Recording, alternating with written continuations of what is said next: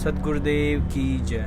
Video को like share comment ज़रूर करें और चैनल को सब्सक्राइब करना ना भूलें।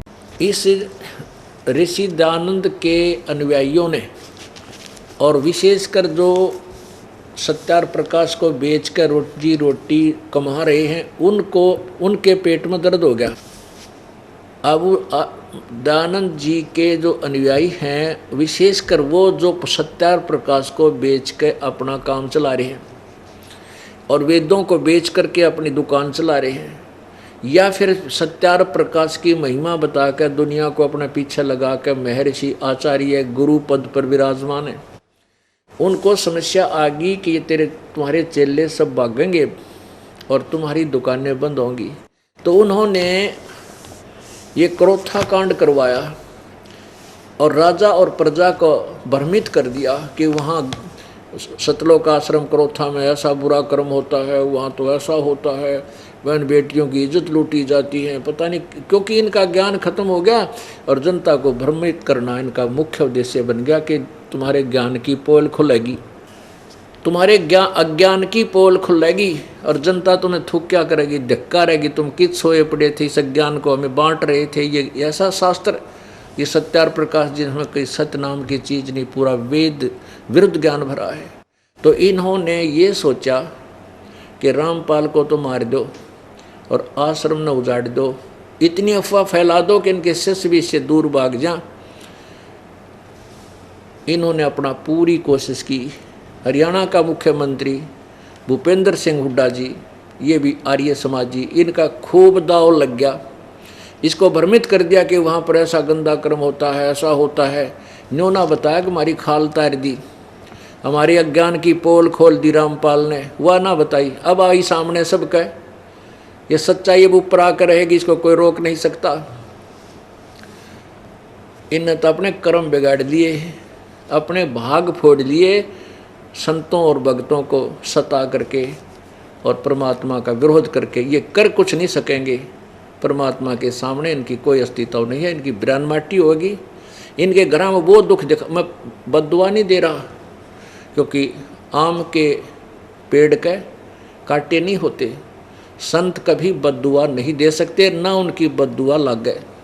लेकिन जैसे कर्म तुमने किए हैं उनको भोगना पड़ेगा, क्योंकि तुम्हारे पास वो पाप काटने की दवाई कोई ना। पाप भी हमारे से कटेंगे, यहाँ का नाक रगड़ेंगे, उपदेश लेंगे, भक्ति करेंगे, तब वो पाप भी उनके इसी दरबार में कटेंगे।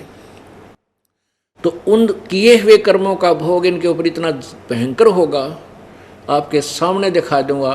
जो ये जिन हमारे साथ विरोध किया है और परमात्मा के मार्ग में बाधा की है, उनकी वो दुर्गति होगी।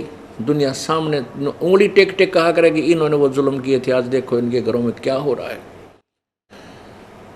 इनने पाप इतना कर दिया, मतलब ये दास ना बद्दुआ दे रहा है, ना इनको को श्राप दे सकता, ना श्राप हमारा लाग गया किसी का, क्योंकि आम के पेड़ का कांटे नहीं होते, फल ही फल होते। तो संत बद्दुआ नहीं देते। आम के पेड़ पर टंग के को वैसे गिर कर टांग तोड़वा ले, वह बात दूसरी है। शराबी चढ़ जाए, ऊपर पड़ जाए नीचे, वो आम का दोष नहीं, वो उसके अपनी ही लापरवाही से ही चोट खाएगा। तो हमारा वाद विवाद चला था 2003 में, सन 2003 में आस्था चैनल पे ये प्रचार शुरू किया था हमने, हमारे भक्तों ने, तो जिसमें इन सब की पोल खाल उतरे थी इनके अज्ञान की। तो इन्होंने इतना विरोध कर दिया, इस सभी नकली संतों ने, ऋषियों ने, आर्य समाज के प्रधानों ने, वो हमारा बंद करवा दिया आस्था चैनल से। और फिर इनको पता लग गया कि तो थारी खाल उतर गई, तो 2004 से ये सक्रिय हो गए। 2003 से ही लोगों को भ्रमित करने लगे, वहाँ गुंडागर्दी होती है, सतलोक आश्रम में ये होता है। अब बड़ी जनता वहाँ तक तो आवा नहीं थी, उनकी बातें सुन सुनकर भ्रमित होगी। और फिर यही जो कर्म इन्होंने, जो जुल्म अब 12 जुलाई सन 2006 में किया और करवाया आर्य समाज के नेताओं ने, ये पदाधिकारी आर्य समाज के जो आर्य प्रतिनिधि के नेताओं ने, ये 2 जनवरी 2005 को करना था। उसमें हमने इनके इस दुष्कर्म के ऊपर इस सम्मेलन का जो है कोर्ट से स्टे ले लिया था, जब तक वो बच गया था। फिर इन्होंने बाद में मुख्यमंत्री जी हरियाणा का आर्य समाजी आ गया, इसको भी इन्होंने मूर्ख बना दिया, इसको भ्रमित कर दिया कि वहाँ ऐसा होता है, वहाँ ऐसा होता है, तो गुंडा आदमी है, गुंडे वहाँ गुंडे रखता है, औरतें जाती हैं तो फिर राजा और प्रजा को भ्रमित करके वो अन्याय करा दिया। लेकिन हम ना किसी का विरोधी हैं, हम अपने अपने परमात्मा के सहारे ऊपर उठेंगे और एक दिन दिखा देंगे सच क्या है और झूठ क्या है। हम किसी को बद्दुआ नहीं दें, ना हम किसी का बुरा सोच भी नहीं सकते, करना तो बहुत दूर की बात है। अगर हम किसी का बुरा सोचते हैं तो भी हमें पाप लगता है, क्योंकि हम किसी को मान ले बद्दुआ दें या उसका विरोध करें तो क्या हम भगवान से बड़े हो गए कि हम भगवान के उनके जो कर्म में है, भाग में है, उसको हम नहीं टाल सकेंगे, क्योंकि भगवान का लिखा हुआ। हाँ, उनके पाप कर्मों को टाला जब जा सकता है जो भगवान के उस मंत्र से जुड़ जाएंगे, कोई भी हो। तो इसलिए हम परिचित हैं कि हम किसी के कर्म में बाधा नहीं कर सकते, बुरे हो सकते हैं। मान लीजिए किसी के भाग में राज्य है और हम सोचें उसके राज्य ने ख़त्म कर दिया, फिर हम तो भगवान से बड़े हो गए? नहीं, जब तक उस जिसके भाग में जो वस्तु है वो मिलेगी, और जब पुण्य कर्म क्षीण हो जाएंगे या बैटरी डिस्चार्ज होएगी, फिर आप पड़ा पड़ा रोएगा वो व्यक्ति, कोई भी है चाहे। तो वो दुखों का जब दौर शुरू होगा तब उसको याद आएंगे अपने किए हुए कुकर्म। तो हम इस परमात्मा के विधान से परिचित हैं, हम किसी की विरोध नहीं कर सकते किसी भी मार्ग में। हाँ, हम अपना पक्ष अवश्य पेश करते रहेंगे। जैसे हम परिचित इस ज्ञान से कि जैसे कंस को आकाशवाणी होगी कि तेरी बहन की 8वीं संतान तेरी मौत का कारण होगा। अब कंस ने उसी समय अपने बहन और बहनोई को मारना चाहा, ख़त्म करना चाहा।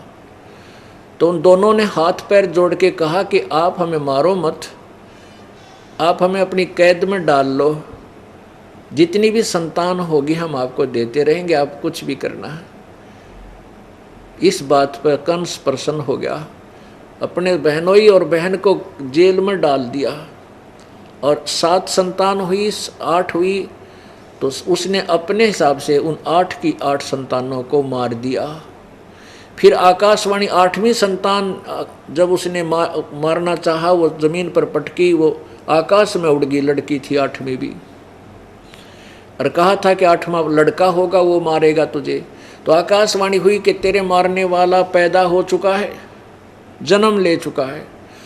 अब उस कंस ने, कोई बुद्धिमान होता उसकी अकल ने ठिकाने लाता, कोई संत कहता कि यदि तू भगवान की आकाशवाणी को सत्य मानता है तो तू कैसे परिवर्तन कर सकता है उसमें, तू तो पाप इकट्ठे कर रहा है। लेकिन ऐसी सलाह देने वाला उस राजा के पास नहीं था। तो उसने क्या आदेश दिया, मंत्रियों ने सलाह दी कि आसपास के नवजात शिशुओं को मरवा डालो। इसे सलाहकार थे उस कंस के। तो कंस ने कहा बिल्कुल सही है, आसपास के क्षेत्र के कोई 2 वर्ष के 6 महीने के नवजात शिशु आज ही पैदा हुआ है, कोई 8-7 वर्ष के बालकों तक को सबको कत्लेआम करवा दिया उस पापी ने। और वो मरा भी फिर 8वीं संतान से ही मारा गया, और वो पाप इकट्ठे कर लिए, उसने अपनी जान नहीं बचा सका।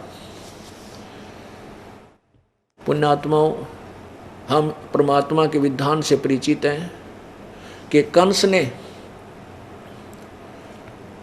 कितने पाप किए। जैसे देवकी और वासुदेव को जब कैद में बंद किया, प्रथम संतान हुई, 8 संतान हुई, तो कम से कम 10 वर्ष 16 वर्ष तो लग गए होंगे, 1-1, 2-2 वर्ष के अंतर में। और भगवान कृष्ण जी भी 16, 17, 18 वर्ष के हो गए थे जब कंस को मारा। यानी कंस के पूर्व जन्म के पुण्यों से वो 36, 32, 33 वर्ष राज्य भी धड़ाके से करता रहा, नो प्रॉब्लम थी। और जब उसके पाप सामने खड़े हुए तो उसकी वाह बिरान माटी की। और किस उपमा से उसको याद किया जाता है?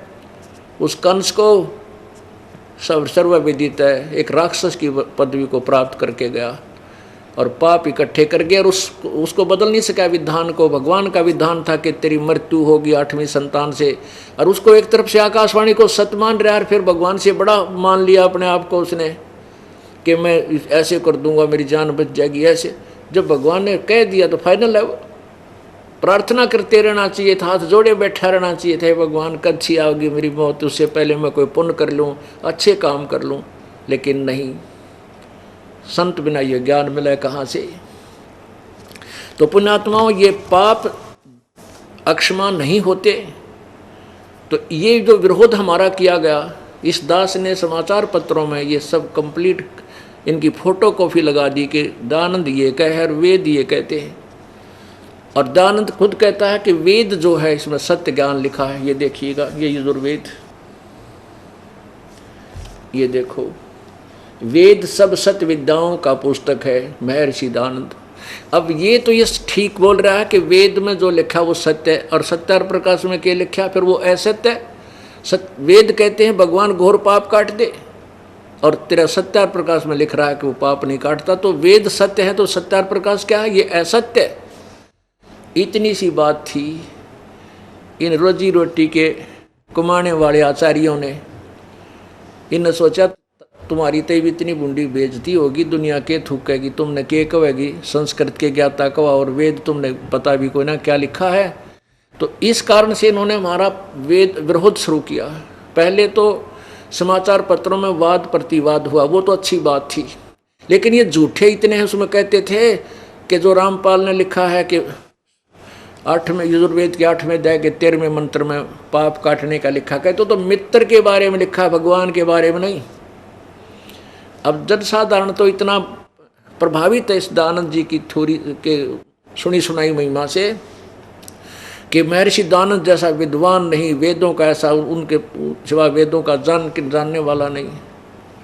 तो इस कारण से जन साधारण के मन में यह बात घर करी रही कि रामपाल तो संस्कृत नहीं जानता, और दयानंद जी संस्कृत के विद्वान पुरुष थे, वो ही वेदों को सही जान सके, इसलिए रामपाल झूठ बोल रहा। तो यह जचगी जनसाधारण के।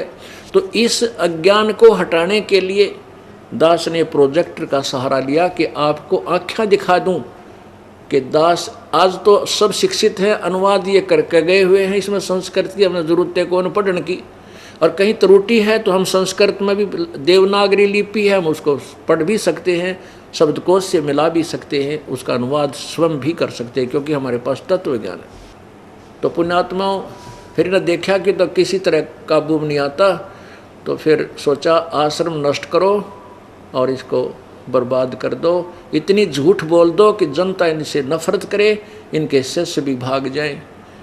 फिर इनको पता नहीं था कि मैंने ऐसे रंग में तोते की तरह रटा रखे मेरे बच्चों को, ये पृथ्वी इधर से उधर हो सकती है, ये मेरे से दूर नहीं हो सकेंगे, क्योंकि ऐसा ज्ञान पृथ्वी पर है ही नहीं, ये जाएंगे कहाँ। बंदी छोड़ दयाल जी तुम तक हमरी दौड़े, जैसे काग जहाज का भाई सूझे और नठोर।